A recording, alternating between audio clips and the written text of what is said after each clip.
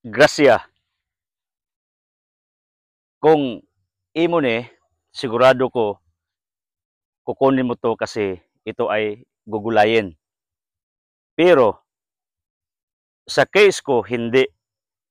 Kasi, amo ni siyang iparipe, pahinugon. For what? Ang para sa akin, yung lesson niya ang pinaka-importante.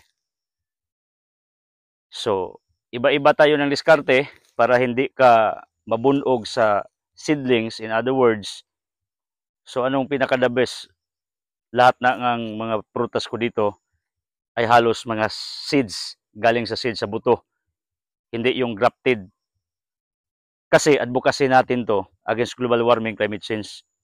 Mas malaki siyang puno, mas makatulong in producing more oxygens to the world, to make our world cooler. Kasi sabi ng Biblia, to Peter 3:12, ito'y napakainit. Sabi nga ni Pope Francis, Laudato Si 217, the world is getting fever.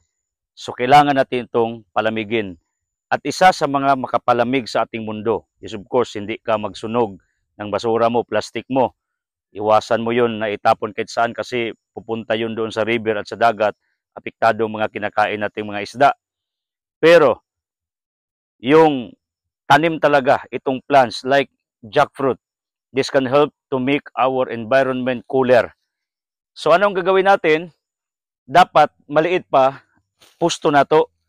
Ang rason na kung anong pusto ni, dili kay aron to protect only from insects kasi malaki na to, malapit to mahinog.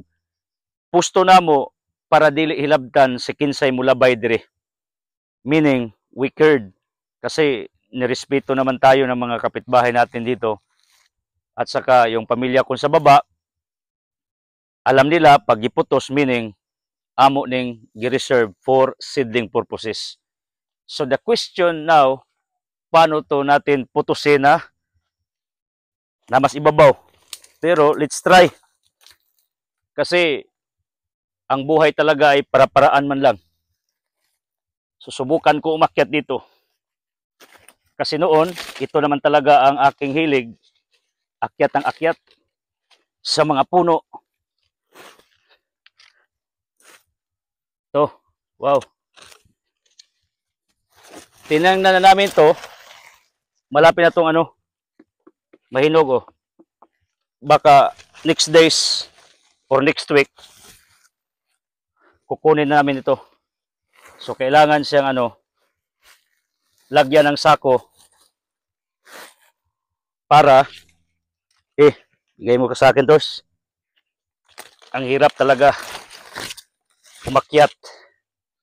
Okay. Tayo. Pero hindi naman tayo susuko eh. Alam nyo naman ang patakaran ko sa buhay. Dapat hindi susukuan ang isang bagay. Abutin mo. Huwag kang papayag. Sa Mark chapter 2, yung paralitiko na dinala ng 4 na tao, pagdating doon sa bahay, ang daming tao. So anong nangyari? Hindi sila umuwi. Gumawa sila ng paraan. Yung paralitiko doon, gitunto nila dito sa atop, gigubang atop. Nakita ni Kristo na presit. Yung 19, si Sakeo doon. Nikat-kat sa kayong sikumuro upang makita niya si Kristo. Kasi ang Panginoon is very attracted to people who are very full of initiative, full of innovation. Yung mga taong gagawa ng paraan upang makuha nila ang gusto nila at matupad ang kanilang mga pangarap sa buhay. Tulad ko, ato ning iputos para dili hilabtan. Kay kabalo sila, pag pusto na ako, pahinugo na. That is for our seedling purposes. So, yan. Atong giputos ang grasya para seedlings. Alam nyo ba mga kabro, ang practice ko talaga sa buhay, hindi ako interesado doon sa sa flesh ng mga prutas. Doon ako sa buto. Pag mga kaibigan ko, kumain ng nangka, durian, at iba, hindi ako nanghi ng flesh ng mga prutas. Kung nagkataon mang humingi, konti lang. Pero ang hiningi ko talaga, yung liso.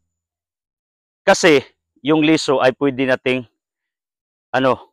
patubuin upang maging seedlings at saka itanim. Ganito ang aking ginagawa sa buong buhay ko. May boss kasi ako, yung partner ko sa broadcast network ng TV at radio.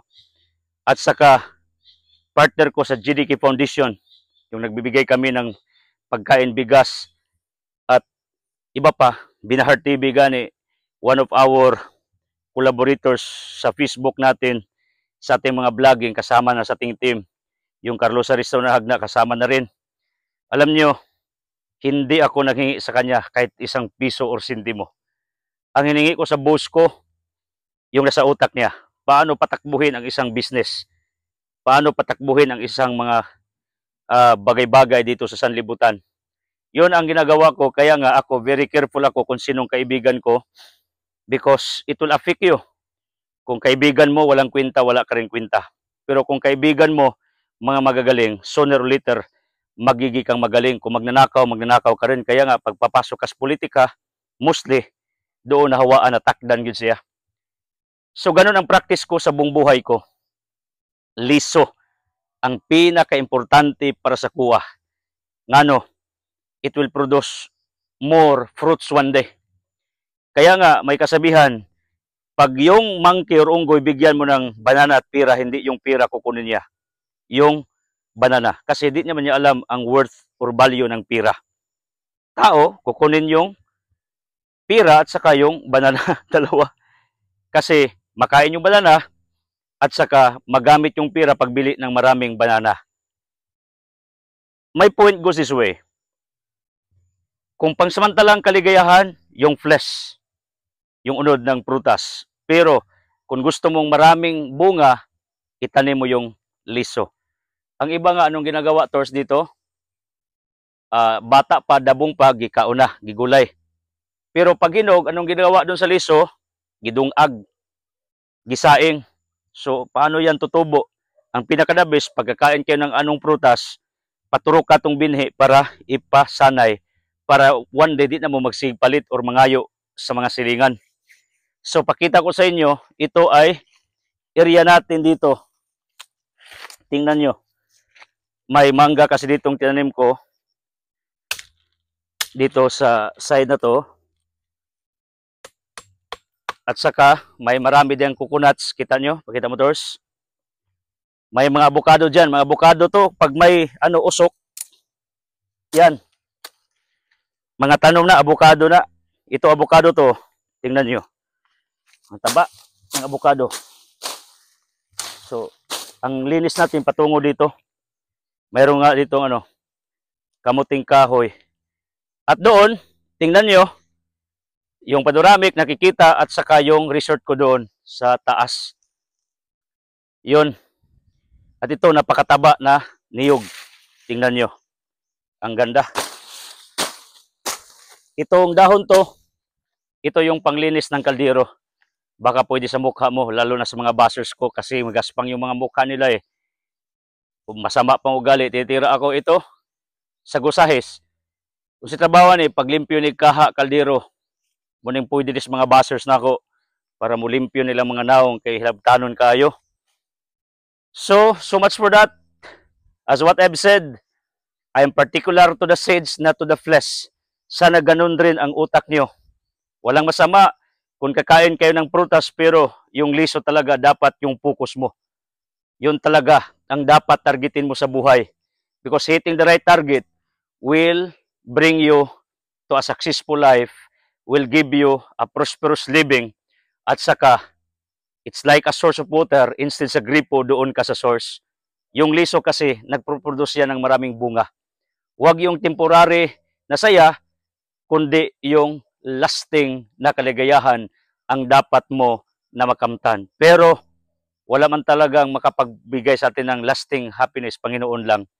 Pero may point, gusto ko sana mananim kayo because gusto ko magiging kabahagi kayo sa ating adhikain to fight against global warming and climate change. Okay? God bless.